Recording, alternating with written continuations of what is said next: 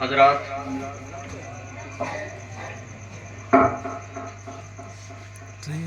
یہ میری خوش قسمتی ہے کہ میں پہلی بار آپ کی خدمت میں حاضر ہوا ہوں، اور میں یہ نہیں جانتا کہ آپ کس انداز کو سننا پسند کرتے ہیں، اور سب سے پہلے تو میں مبارکباد پیش کرنا چاہوں گا صاحب خانہ کو کہ انہوں نے شادی کے پروگرام میں جلسے کا اہتمام کیا،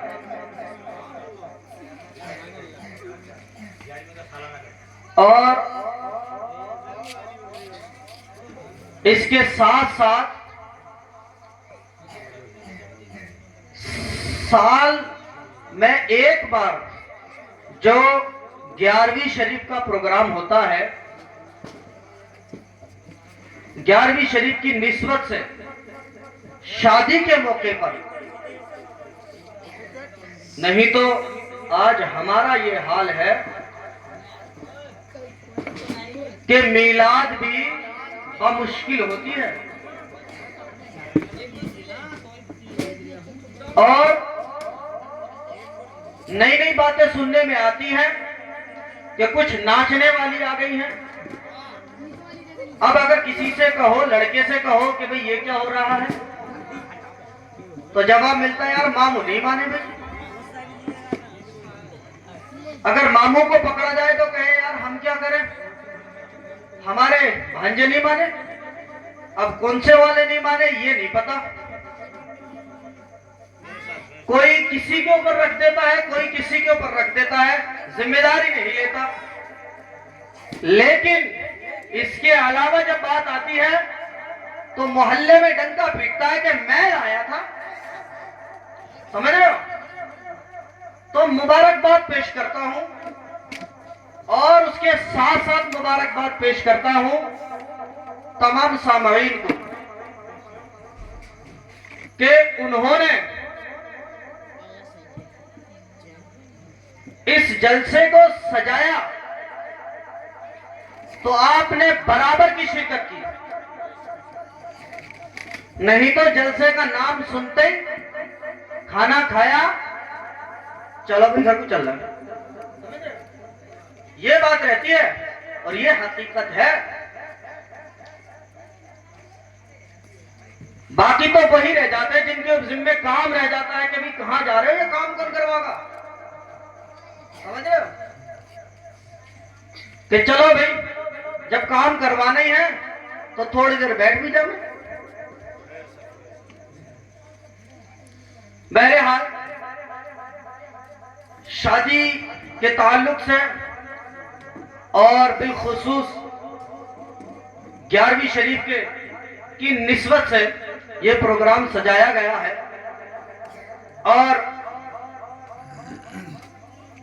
میں نے جس آیت کریمہ کی تلاوت کا شرف حاصل کیا اس پر تھوڑی دیر گفتگو کروں گا، کیونکہ میرے بعد اور بھی علماء کرام جو باقی رہ گئے ہیں ان کی تقریر باقی ہے، اور بالخصوص مہمان خصوصی حضرت علامہ مولانا ثانی مفتی حماد نوری میاں مراد آبادی صاحب قبلہ، ان کا ہم سبھی کو نورانی عرفانی بیان سماعت کرنا ہے۔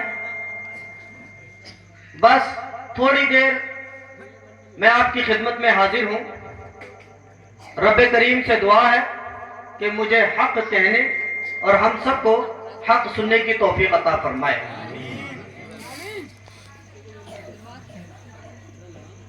میں نے ابھی جس آیت کریمہ کی تلاوت کا شرف حاصل کیا اس پر گفتگو کرنے سے پہلے آئیے ہم اور آپ سب سے پہلے آقا نامدار، مدینے کے تاجدار، شافع روز شمار، नाइब परवरदिगार अहमद मुजतबा मोहम्मद रसूलुल्लाह सल्लल्लाहु ताला अलैहि वसल्लम की बारगाह में झूम झूम कर दुरूद व सलाम का नजराना पेश करें।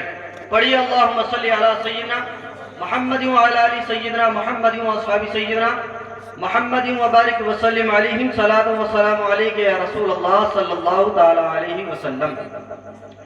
अभी मैंने दुरूद पाक पढ़ने को कह दिया, आधों ने बमुश्किल पढ़ी है और हम इश्क का दावा करते हैं, ये हमारा इश्क है, समझ रहे हैं। मैं एक बार फिर से गुजारिश करूंगा कि नबी रसूल और आले रसूल पर मिलकर मोहब्बत के साथ, जबरदस्ती नहीं है, अगर मोहब्बत है तो उसी मोहब्बत की बुनियाद पर सारे के सारे झूम करके दुरूद पाक पढ़ लीजिए। अल्लाहुम्मा सल्ली अला सय्यिदना मुहम्मद व अला आलि सय्यिदना मुहम्मद व अस्हाबि सय्यिदना मुहम्मद व बारिक व सल्लिम अलैहिम सलातु व सलामु अलैका या रसूल अल्लाह सल्लल्लाहु ताला अलैहि वसल्लम। बात इश्क की आ गई है तो डॉक्टर इकबाल साहब का मुझे एक शेर याद आ गया कि मोहम्मद से वफा तूने, कि मोहम्मद से वफा तूने तो हम तेरे हैं, कि मोहम्मद से वफा तूने तो हम तेरे हैं, ये जहां चीज है क्या लोहो कलम तेरे। हर मोमिन को ये बात समझनी चाहिए। दूसरा मिसरा, दूसरा शेर, मोहम्मद की मोहब्बत दीने हक की शर्त अव्वल है, मोहम्मद की मोहब्बत दीने हक की शर्त अव्वल है, इसी में हो अगर खामी तो सब कुछ नामुकम्मल है। हदीस पाक मुझे याद आ गई, सहाबा किराम का मजमा लगा हुआ था,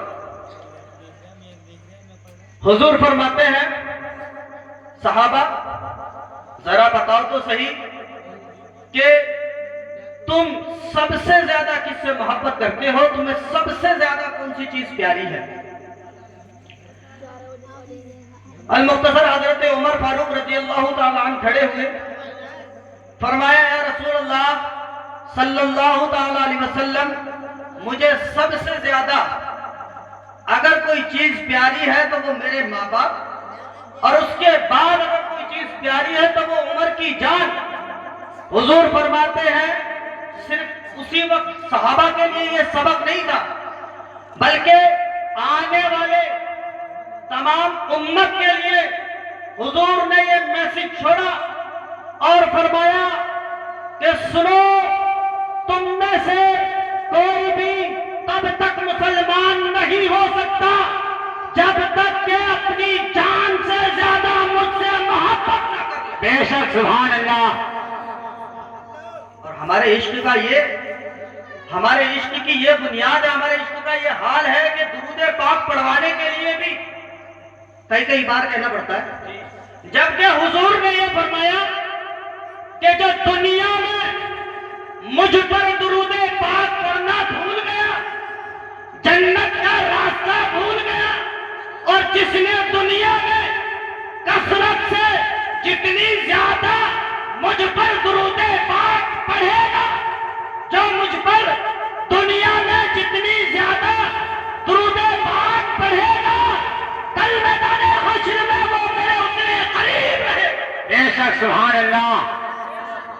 लेकिन हम खुद से सवाल नहीं करते कि आज मैंने नबी पर दुरूद पढ़ा है या नहीं, और इश्क का दावा तो हम ऐसे करते हैं कि रबीउल अव्वल शरीफ आ जाए, समझें, तो जुलूस निकालेंगे और नारा लगता है नबी का दामन नहीं छोड़ेंगे, चाहे फजर की नमाज छूट जाए, नबी का दामन नहीं छोड़ेंगे, जोर खत्म।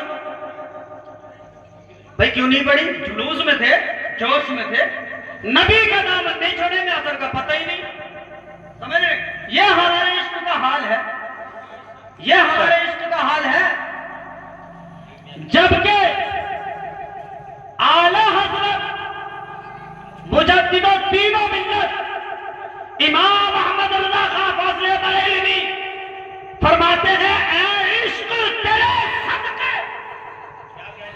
नबी से मोहब्बत तो कर, चलेगा पता। ऐ इश्क तेरे सदके अगर सच्ची मोहब्बत नबी से कर ली तो दुनिया में रहने के बाद हर कोई आपको इज्जत से नवाजेगा और आखिरत में भी इज्जत का ताज तुम्हारे सर पर होगा। लेकिन सच्ची मोहब्बत कर तो सही। ऐ इश्क तेरे सदके जलने से छुटे सस्ते, जो आग बुझा देगी वो आग। बेशक, सुभान अल्लाह। नबी से इश्क तो करो, मगर सच्ची मोहब्बत होनी तो चाहिए। कहां से लाए वो मोहब्बत? कुरान की जगह नौजवानों ने मोबाइल उठाए। समझ रहे हैं? आज किसी नौजवान को पूछ लो तो जुमे का दिन बामुश्किल निकलेगा, नहीं तो यही कहेगा रमजान में पढ़ लिए थे 3-4 सिवारे हम। समझ रहे हैं? आज नमाजों का ये आलम है, कुरान पढ़ने का आलम क्या हो गया? हम कितनी पीछे चले गए हैं। फिर हम सीना ठोक कर कहते हैं हम मुसलमान हैं। किस बात के मुसलमान हैं? किस बात के मुसलमान हैं? वही डॉक्टर इकबाल साहब का फिर शेर याद मुझे आ जाता है कि यूं तो सैयद भी हो, मिर्जा भी हो, अफगान भी हो, तुम सभी कुछ हो, बताओ मुसलमान भी हो? मुसलमान हो, ईमान वाले हो? जरा हाथ उठा दे कौन कौन है। मैं इश्क कम नहीं करना चाहता, मैं बढ़ा रहा हूं। अगला शेर भी समाप्त कर ले। अगर हम मुसलमान हैं तो शायर कहता है न घबराओ मुसलमानों, खुदा की शान बाकी है, अभी इस्लाम जिंदा है, अभी कुरान बाकी है।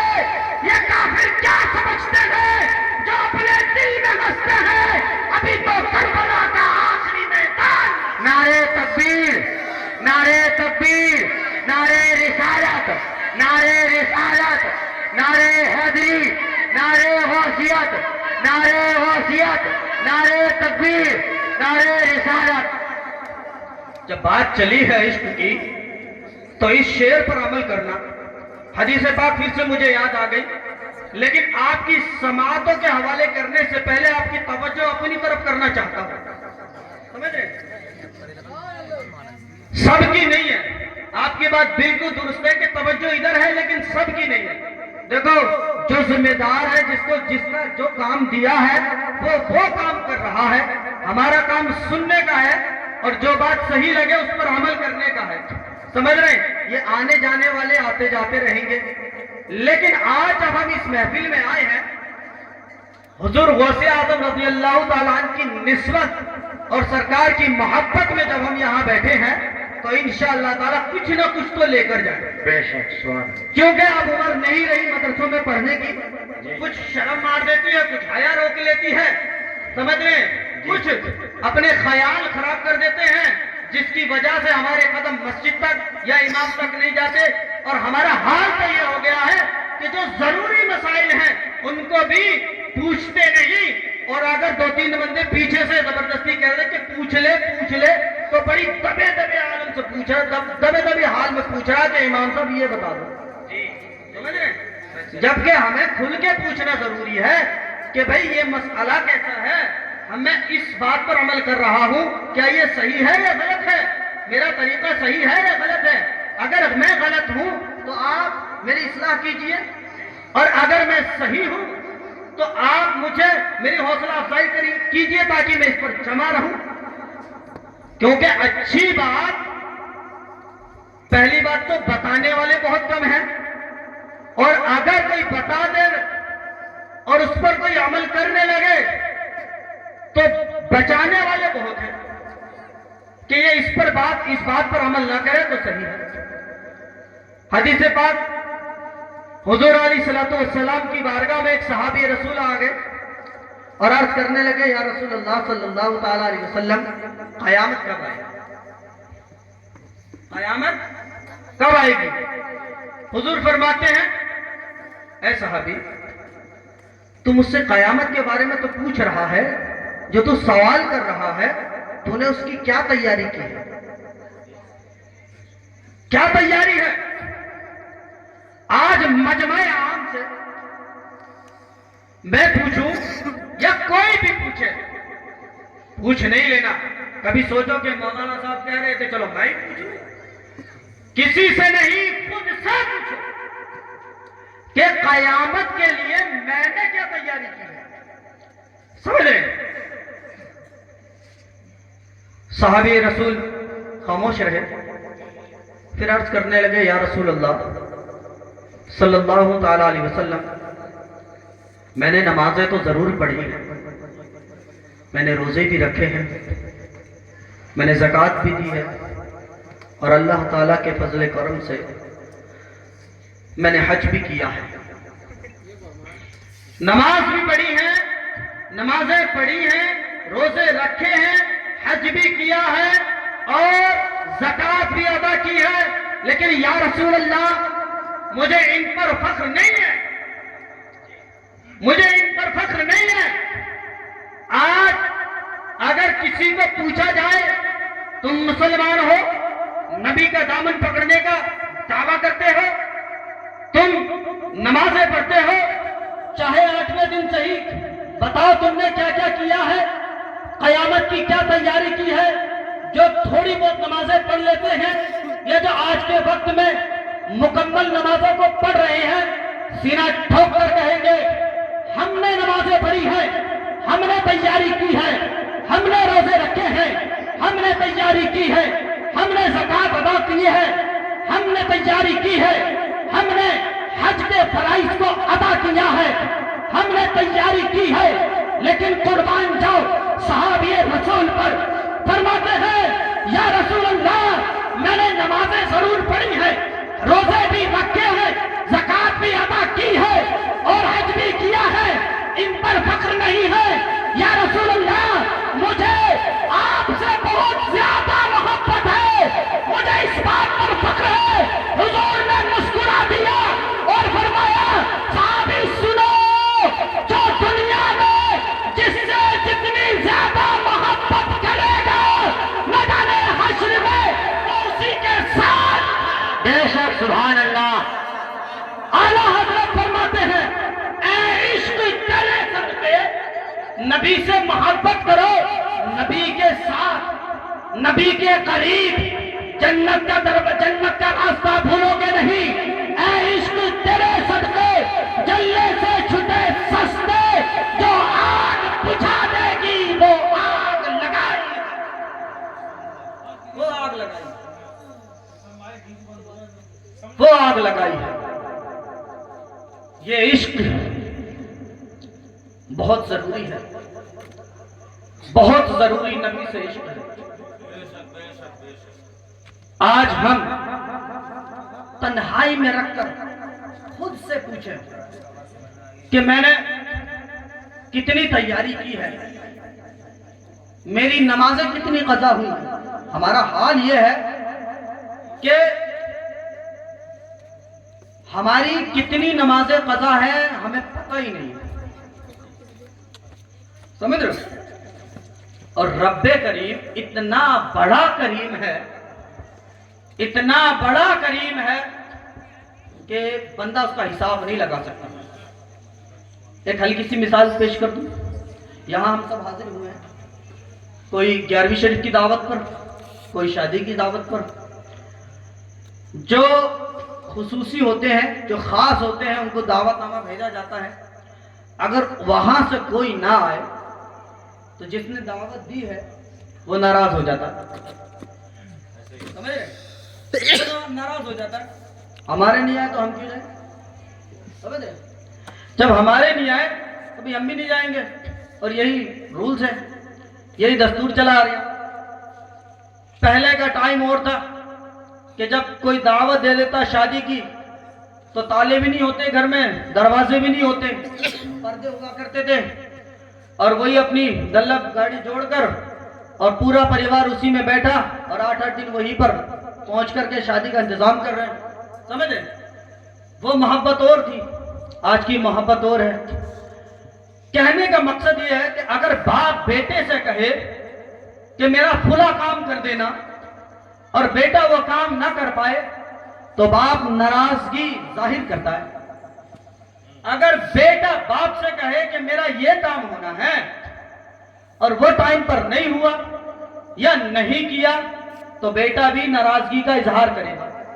یہی حالت ہے ہماری ہر ایک رشتے کی کہ اگر ہم کسی کی دعوت پر یا کسی کے کام کو نہ پہنچے تو وہ ناراض ہو جاتا ہے، اور جو شخص ہماری ضرورت کو پہنچ رہا ہے، سمجھ رہے ہیں، جیسے کوئی سرکاری سویدھا ہو گئی، اگر وہ ہمیں دلانے کی محنت میں لگا ہوا ہے اور پھر اس کے یہاں دعوت پر نہ پہنچے تو وہ ان سے بھی بڑا ناراض، سمجھ رہے ہیں، وہ کہے گا کہ یار ہم تو اس کا کام کروا کے دے رہے ہیں اور بتاؤ کیا پتہ نہ اپنے آپ کو کیا سمجھ رہا، سمجھ رہے ہو، ایسی معاملہ ہو جاتا ہے۔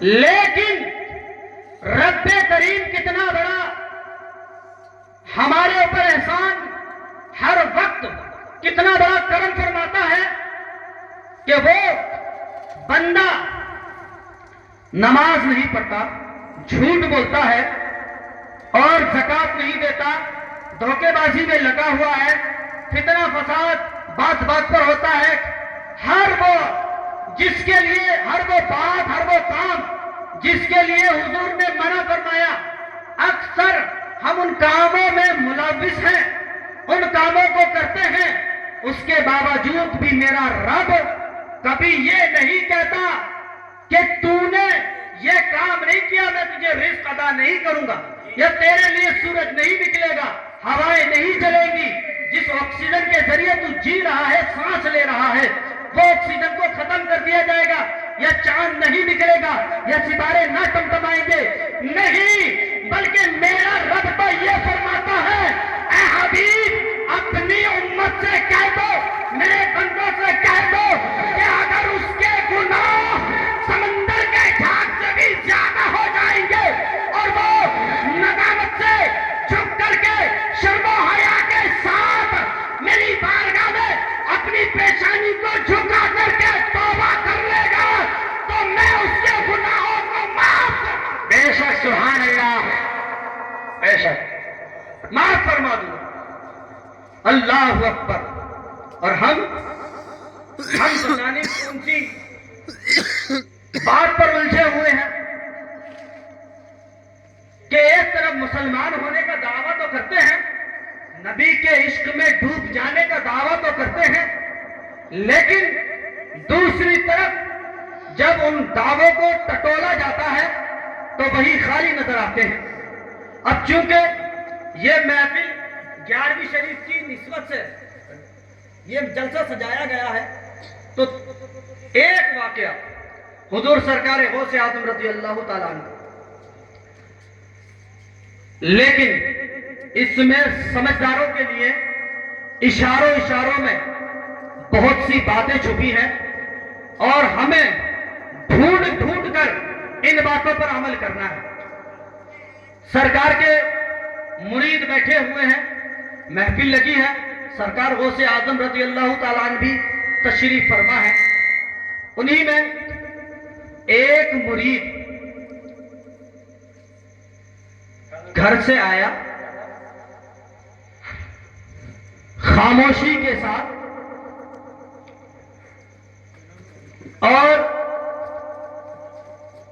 اس محفل میں شریک ہوا، ایک طرف کونے میں جا کر بیٹھ گیا۔ جب بیٹھا تو حضور نے فرمایا کہ اے میرے فلاں مرید، کیا بات ہے، کس لیے تم غمزدہ ہو، تمہارے چہرے پر پریشانی کے آثار نظر آتے ہیں، معاملہ کیا ہے؟ فرمایا سرکار کچھ نہیں، کوئی بات نہیں، سب کچھ ٹھیک ٹھاک ہے، اللہ تعالیٰ کا کرم ہے۔ حضور نے فرمایا نہیں، تم میرے مرید ہو اور تم مجھے یہ بات بتاؤ کہ آخر پریشان کیوں ہو، جب تک پریشانی بتاؤ گے نہیں میں جانے نہیں دوں گا، پیر بھی تو ایسا ہونا چاہیے۔ کہا سرکار بات ہی کچھ ایسی ہے، میں کیا بتاؤں؟ کہا بتاؤ، کوئی ایسی بات نہیں ہے، بلا جھجک بتاؤ۔ کہا سرکار اکیلے میں بات کرنے کی ہے۔ سرکار غوث اعظم نے اشارہ کیا، سارے مرید چلے گئے، بس ایک مرید اور ایک پیر، تیسرا وہاں موجود کوئی نہیں۔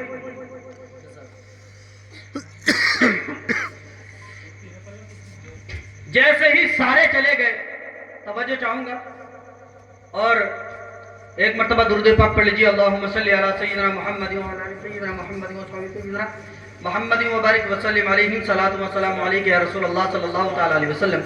سب سے پہلے تو میں یہ پوچھنا چاہوں گا کہ میں جو بات بتا رہا ہوں کیا وہ سمجھ میں آ رہی ہے یا نیند کا غلبہ ہے؟ کیونکہ جب میں ایک بار کشمیر گیا تھا تو وہاں ایک واقعہ حضرت پیش آ گیا۔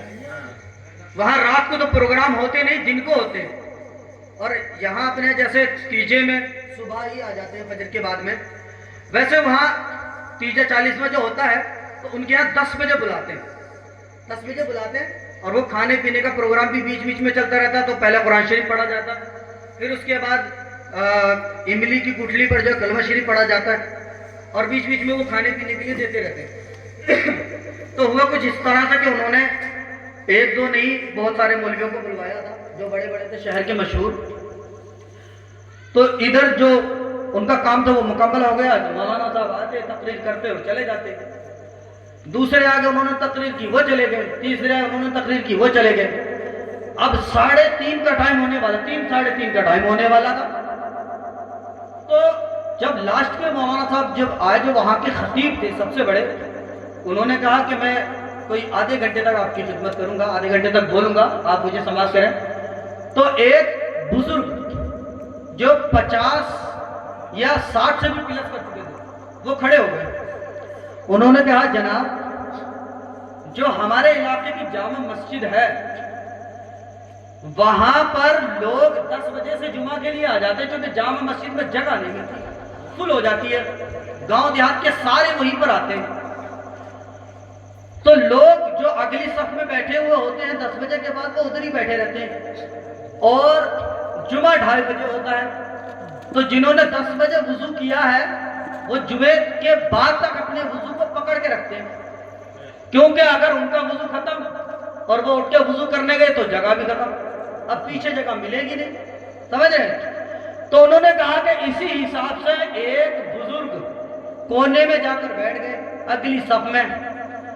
تو 2:30 بجے کے ٹائم میں انہوں نے اور ٹائم بڑھا دیا تقریر کرتے کرتے، المختصر اتنا ہوا کہ جب جماعت کے لیے کھڑے ہوئے تو وہ بزرگ کھڑے نہیں ہوتے، جب ان کو پکڑ کے کھڑا کیا تو وہ بے ہوش ہو گئے، ان کو اسپتال لے کر گئے، جب تک تب تک ان کا انتقال ہو گیا۔ ڈاکٹر نے بتایا کہ ڈاکٹر سے پوچھا کیا معاملہ رہا، انہوں نے کہا کہ انہوں نے اپنے پیشاب کو جو ہے نا کافی ٹائم سے روک رکھا تھا، لہذا ان کی جو تھیلی تھی وہ پھٹ گئی اور اس کی وجہ سے جو ہے ان کا انتقال ہو گیا۔ تو وہ جو کھڑے تھے بزرگ انہوں نے کہا کہ اگر مجھے کچھ ایسا ہو گیا تو FIR آپ کے نام کی ہے، سمجھ رہے ہیں؟ تو میں وہی سوچ رہا تھا کہ کہیں ایسا تو نہیں کہ آپ سننا بھی نہیں چاہ رہے اور آپ کی سمجھ میں بھی نہیں آ رہی، سمجھ رہے ہیں؟ ہاں، کہ آپ سننا بھی نہیں، اگر نہیں چاہ رہے تو آپ اشارہ کر دیں، انشاءاللہ تعالی میں چلا جاؤں گا۔ تو ایک مرتبہ درود پاک اللہم صلی علی سیدنا محمد وعلی آل سیدنا محمد وصحبہ سیدنا محمد وبارک وسلم علیہ صلاۃ و سلام علیک یا رسول اللہ صلی اللہ تعالی علیہ وسلم۔ تو حضور غوث اعظم رضی اللہ تعالیٰ عنہ کی بارگاہ میں جب مرید آیا، سب کو باہر بھیج دیا، جیسے ہی باہر گئے تو مرید رونے لگا، مسافے میں ہاتھ پکڑ لیے، کہا سرکار میری بات ہوتی تو چل جاتی، دولت کی بات ہوتی تو چل جاتی، بات عزت کی آن پڑی ہے، اللہ اکبر۔ سرکار غوث اعظم فرماتے ہیں پورا واقعہ بتاؤ، ماجرا کیا ہے؟ مرید عرض کرتا ہے اے میرے پیر سنو، معاملہ یہ تھا کہ جب میں صبح نماز فجر پڑھ کر آپ کی بارگاہ میں آیا، میری 16 سال کی بچی اللہ تبارک و تعالی نے مجھے رحمت عطا کی تھی، وہ میرے گھر میں تھی، اور جب میں یہاں سے جا رہا ہوں تو میرے گھر میں میری بچی نہیں ہے، میں نے اپنے رشتہ داروں میں پتہ کر لیا اور اپنے اڑوس پڑوس میں پتہ کر لیا، گاؤں بستی میں پتہ کر لیا، اس سے زیادہ میری حیثیت نہیں ہے کہ میں کسی اور سے پتہ کروں، کیونکہ بات پھیل جائے گی اور لوگ کہیں گے فلاں کی بچی تو گھر سے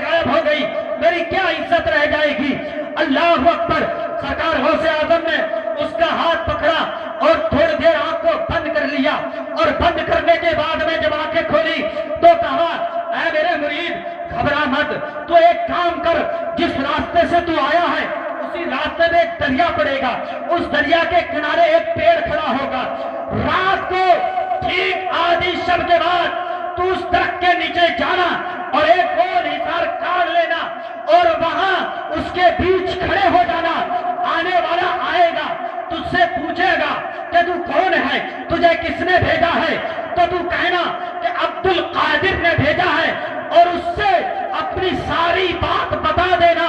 اللہ اکبر۔ مرید اپنے گھر چلا گیا، مرید اپنے گھر چلا گیا، آدھی رات کے بعد پیڑ کے نیچے پہنچ گیا، حساب کاٹ لیا اور کھڑا رہا۔ آنے والا آیا، دیکھا کہ کوئی درخت کے نیچے کھڑا ہے، آنے والے نے تلوار کھینچی اور جیسے ہی اس کی طرف حملہ کیا، اللہ اکبر، وہ حملہ پلٹ گیا، اس کے اوپر حملہ نہیں ہوا۔ اس نے کہا کہ تو کون ہے؟ اس نے پوچھا تو کون ہے؟ کہا میں جنات ہوں، اور بھی جنات کی ٹولی آ گئی، سب نے مل کر حملہ کیا لیکن کوئی حملہ نہ ہوا۔ کہا تو کون ہے؟ کہا اپنے سردار کو تو بلاؤ۔ سردار کو بلایا گیا اور پوچھا کہ آنے والے، اے درخت کے نیچے جو تو کھڑا ہے کون ہے؟ کس لیے کھڑا ہے؟ کس نے بھیجا ہے؟ کہنے لگا مجھے عبد القادر نے بھیجا ہے۔ جیسے ہی نام سنا سارے کے سارے ادب سے کھڑے ہو گئے۔ جملہ نکلا سرکار کا ہمارے لیے کیا حکم ہے؟ فرمانے کہنے لگا سرکار نے کہا ہے میری 16 سال کی بچی گھر سے غائب ہو گئی ہے، باعزت سرکار نے فرمایا باعزت مجھے میری بچی چاہیے۔ اللہ اکبر۔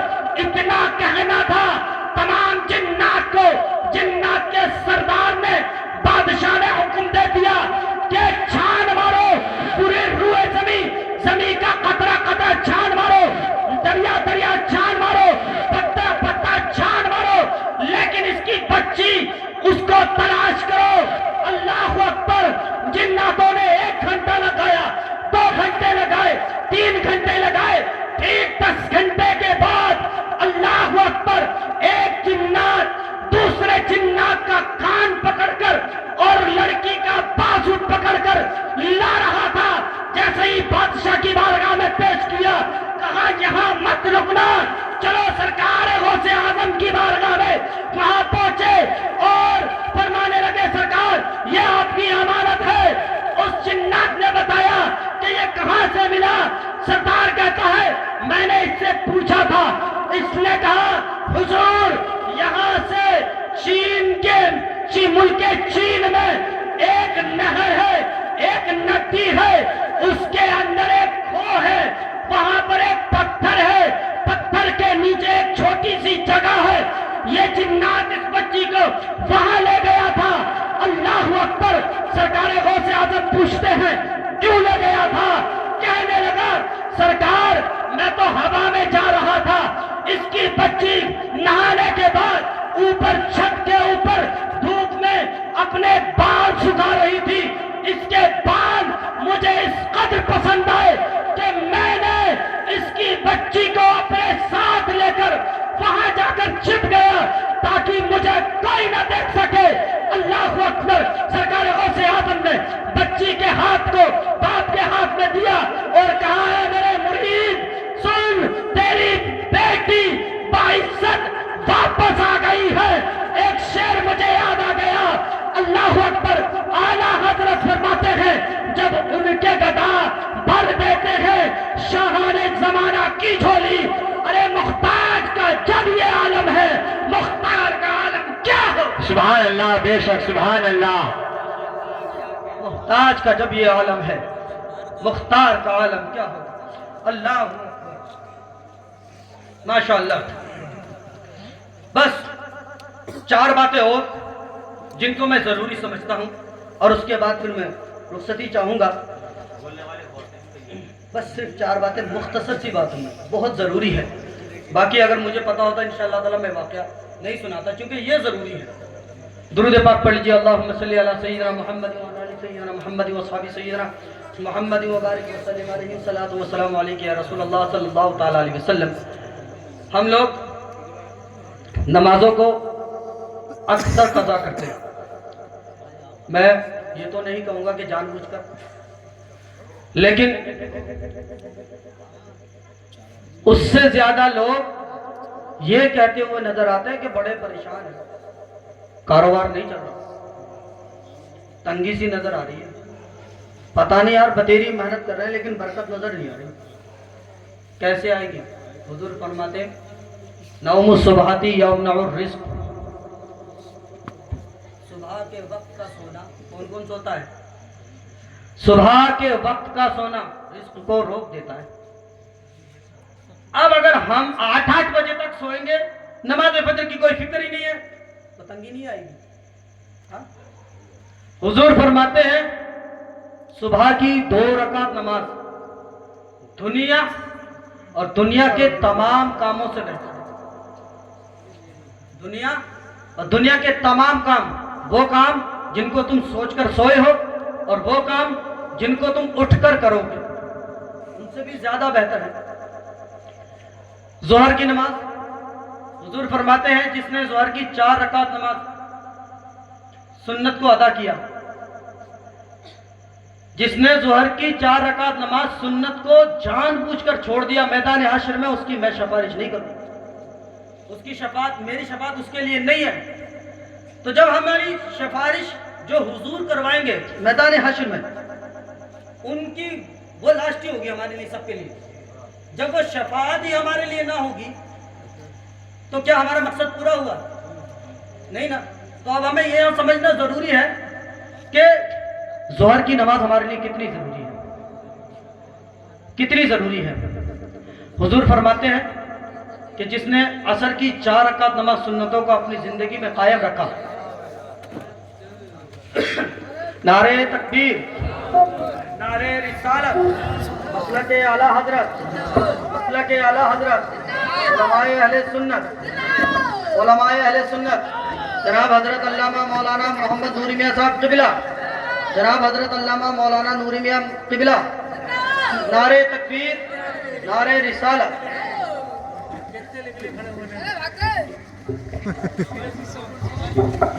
لیجیے حضرات، ہمارے مہمان خصوصی جلوہ افروز ہیں. اب میں اپنی گفتگو کو یہیں پر مکمل کرتا ہوں. اللہ تعالیٰ سے دعا ہے کہ میرے کہنے سننے یا میری کم علمی کی وجہ سے مجھ سے کوئی خامی ہوئی ہے، میں توبہ کرتا ہوں. توبہ استغفر اللہ تعالی ربی من کل ذنب واتوب الیہ. اور آپ سب گواہ رہیے میری توبہ پر، اور مل کر کے کلمہ شریف پڑھ لیجئے، لا الہ